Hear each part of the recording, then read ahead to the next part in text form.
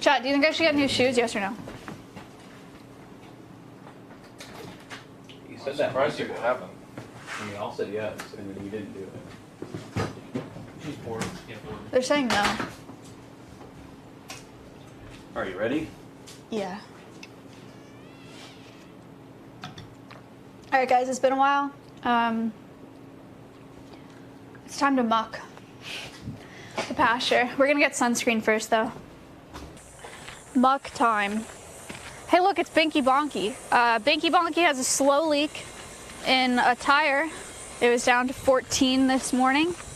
I can't take care of that today because we're busy. Flip and I have to film 2 YouTube videos. That's my next question for you guys. I'm coming for sunscreen. Yeah, thank you. Guys, I need your ideas. Hey. I need your ideas. What YouTube video should I film? Actually, I only need one idea from you. Because one of my ideas is... Actually, I'm working with World Wildlife Fund. We're filming a reel today. Actually, we could film it on the Alveus channel. They have an End Online Wildlife Trafficking Coalition. And it's basically like a giant report system where online users can go and report suspicious content that they see to World Wildlife Fund, and then they have like a team of investigators there, which is sick and like so important. It's crowdsourcing for illegal wildlife trafficking online because that's where most of it lives.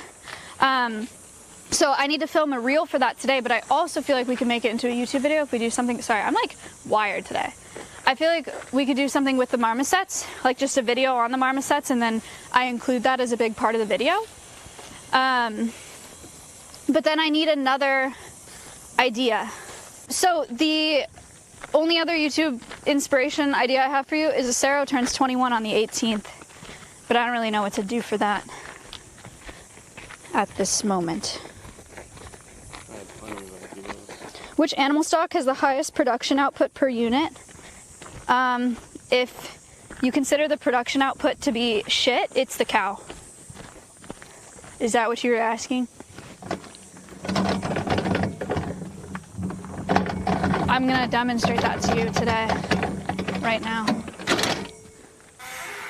Chickens yield a dividend of 1 egg per day. That is true. But in the wild, domestic chicken's closest wild relative is the red jungle fowl, which is like a chicken that lives in the forest, rainforest. They only have 2 laying seasons a year, like most birds. They don't lay very many eggs a year. They lay like maybe 12 eggs a year if it's a good year. We have now domesticated chickens, artificially bred chickens, to the point where instead of 12 eggs a year, they can lay up to 300 eggs per year because the demand for eggs is so high. But it's certainly not natural. It's really crazy what we've done to chickens in captivity. Crazy fun fact for you. How do I set a stop loss? I don't know. I thought you were the stock person. I am. You didn't ask a stock question. You asked about a stop loss. I don't know what that is. 14 months. This is Stompy. Stompy's an emu. Where should I place a put? Stock lady? They're talking to you.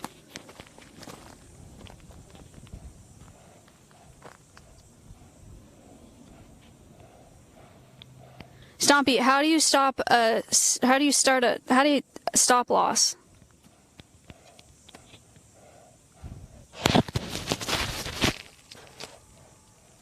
Does that answer your question? Squidlookins resubbed for 3 months. Yay. Stompy is just over 2 years old. He was born at a zoo in California. His parents did not sit on the egg, so was incubated at a zoo, was raised by people, and then was shipped to me to be the first ambassador for my education program here, our education program here. So Stompy is so I can talk to people about the exotic meat trade. Emu meat was really, really popular in the 90s. Chicken? Less popular now. And emu populations were never affected by the exotic meat trade because there are a ton of them. We can talk about the war if you'd like. But there are lots of animals whose wild populations are severely affected by the exotic meat trade.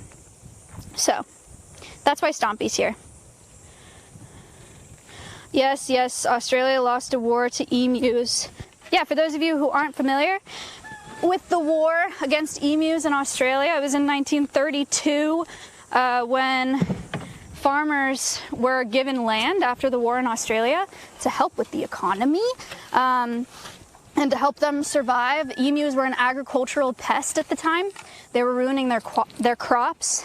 And despite Australia having a Minister of Agriculture, the farmers went to the Minister of Defense and basically said that the emus were terrorists. I'm sure they didn't use those words, but they were like, hey, we need to go to war and cull these emu populations because they're damaging our crops. So they got permission, again, for some reason, who knows, to go out with machine guns and try to cull emu populations. However, emus, very fast. They can run up to 31 miles an hour, and they're too fast for machine guns. And so the farmers and the people trying to cull the emus used so much ammunition and culled so few individual birds that they lost their permission to keep wasting ammunition, and they gave up. That's how they lost the war to emus. A little history lesson of the day. Any other stock questions that I can turn into education that you absolutely did not ask for? We do this all day. This is jalapeno, and that is serrano. They are from a donkey rescue in Central Texas. The reason we have donkeys is to talk about traditional medicine, animal use in traditional medicine. They boil donkey skins to make a gel called e-gel in Chinese traditional medicine, and they think it's a cure-all for a lot of things.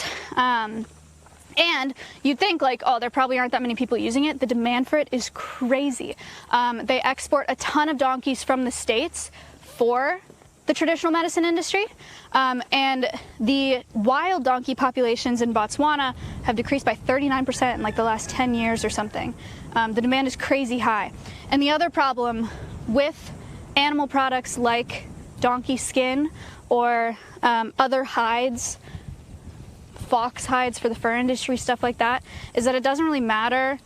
It doesn't matter in transporting donkeys if they have like broken legs or like cuts on their skin or if they're just in terrible shape, because all they need is the hide and they boil it.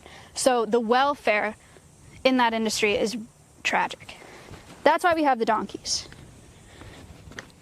But yeah, their names are Serrano and Jalapeno. What do I do when I get stock in the dryer? Why would you put it in the dryer? Put it in a pot on the stove, stupid. Sorry, bud. This is Winnie. She's a cow. A Red Angus beef cow. We got her from a cattle operation in Oklahoma. Her mom couldn't nurse her, and the cattle farmers, having bottle babies is a lot of work. You have to bottle them 3 times a day. And so they basically told me if I would do it that I could come take her. So now that she's over a year old, she's past the point where she would be shipped off for processing. This is a beef cow, came from a beef farm. And so this is Red Angus, is marketed the same way that Black Angus when you get Angus beef in the grocery store. And so this would be a grass-fed Angus beef cow. But now she lives here. Her name is Winnie-than. Subbed for the first time. And she's obviously here so I can teach people about the beef industry. Cows produce methane.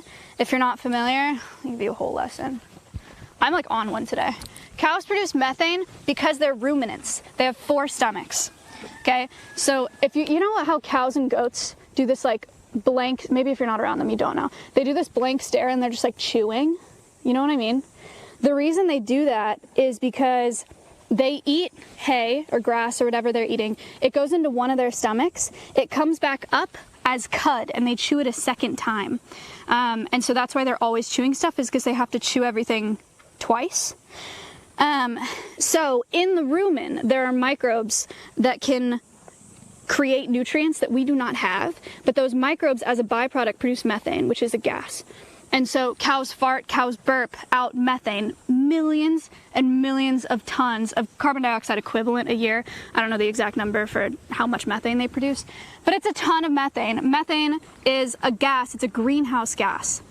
And so you guys probably know what a greenhouse gas is, but they go up into the atmosphere and they trap heat, and that's part of what contributes to global warming. And that's fine that they do that, it's a natural process. What's not natural is how many cows we have in the US and around the world, and how much methane they produce, because the demand for beef is so high.